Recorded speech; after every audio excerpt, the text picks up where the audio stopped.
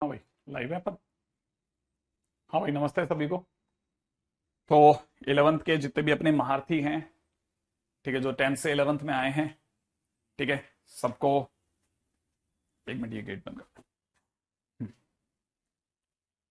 सबको हेलो भाई, क्या हाल है आप सभी के? ठीक है।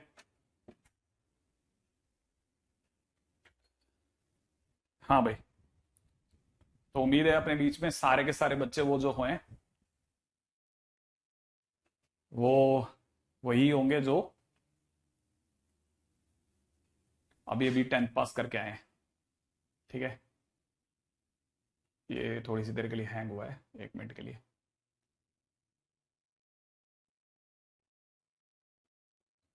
ओके, तो मेरे को दो दो चैट्स देखनी पड़ रही हैं हालांकि। ठीक है, मैं एक मिनट के लिए जरा ये भी चेक कर लें। हाँ, चलो बस आगे बढ़ेंगे अपन। रेडी?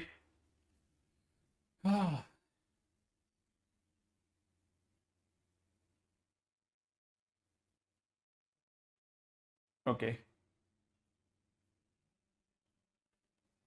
बिल्कुल बिल्कुल, मैं भी आपको पहली बार ही पढ़ा रहा हूँ। आप लोग मेरे से फर्स्ट टाइम थोड़ी ना पढ़ रहे हो, मैं भी आपको फर्स्ट टाइम पढ़ा रहा हूँ। तो चलो साहब, आप सभी लोग जो भी 11th क्लास की जबरदस्त तैयारी कर रहे हैं, है ना, और अभी से अपना टारगेट, जिन बच्चों ने अपना टारगेट सोच लिया है कि भाई मैं इस बार अपने देश के 100 प्रतिष्ठित संस्थानों में इंजीनियरिंग कॉलेजेस में जाऊंगा, टॉप 100 कॉलेजेस में मेरा टारगेट है सर। ठीक है, जिसके अंदर आईआईटी शामिल है, एनआईटी शामिल है, ट्रिपल आईटी शामिल है, जीएफटीए शामिल है। अगर बाय द वे आप सबका टारगेट यही है, तो बस उस टारगेट के लिए अगले 2 साल आपको बहुत ज्यादा मेहनत नहीं करनी है।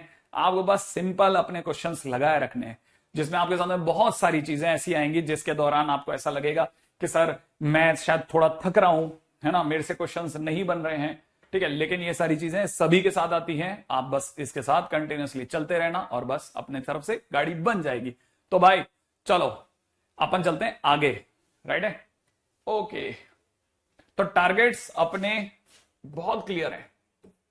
आईआईटी इस समय पर देश के सबसे बेस्ट टेक्निकल इंस्टीट्यूट्स में है। एनआईटी अपने आप में देश के सबसे बेस्ट इंस्टीट्यूट्स में है। इसके बाद में ट्रिपल आईटी की बात करी जाए तो हमारे पास में ये 3 सबसे बेहतरीन टेक्नोलॉजिकल इंस्टीट्यूट्स हैं। इसके बाद गवर्नमेंट फंडेड कॉलेज हैं, वो अलग है। इसके सिवा कुछ और प्राइवेट कॉलेज हैं जो बहुत अच्छा काम कर रहे हैं, लेकिन सबके रास्ते, हर अच्छे कॉलेज ने अपने रास्ते के अंदर चुनने के लिए एक एग्जामिनेशन सेट बैठा रखा है।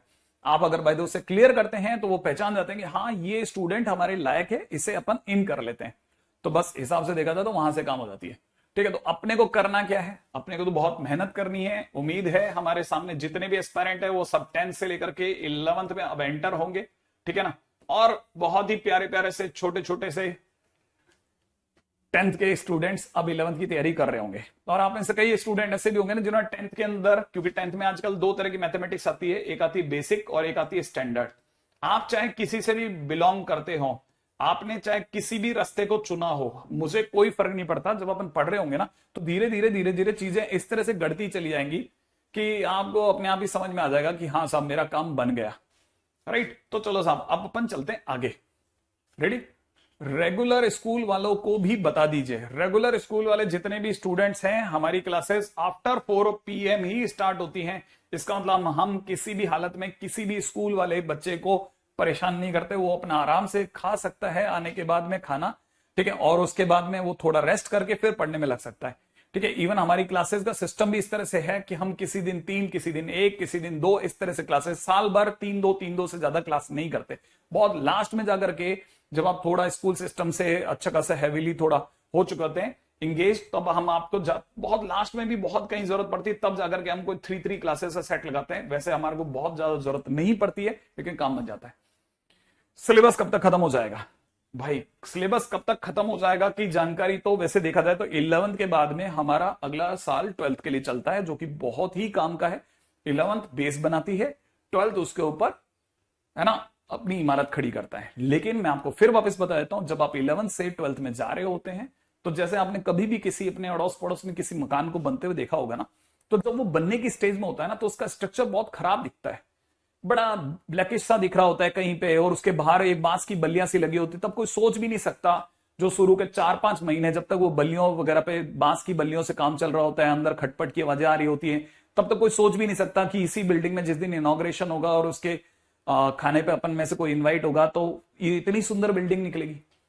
एग्जैक्टली हमारी 11th-12th की तैयारी भी ऐसी है। 11th वही बांस की बल्लियां, दिखने में काला सा, बहुत ही भद्दा सा दिखने वाला एक कोर्स है, लेकिन जैसे ही आप 12th में एंटर होते हो सडनली वो टर्न अप हो जाता है एक बहुत ही सुंदर से मकान में।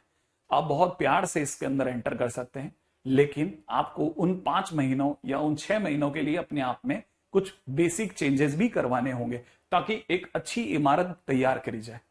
ठीक है ना? तो मुझे लगता है कि अब आप में से कोई भी स्टूडेंट जो होगा वो इस तरह की बात सोचेगा ही नहीं कि आखिरकार चीजों में कहां गड़बड़ है। तो बेस हमेशा थोड़ा दिखने में डरावना लगता है, लेकिन आने वाली इमारत बहुत खूबसूरत है। तो आज के दिन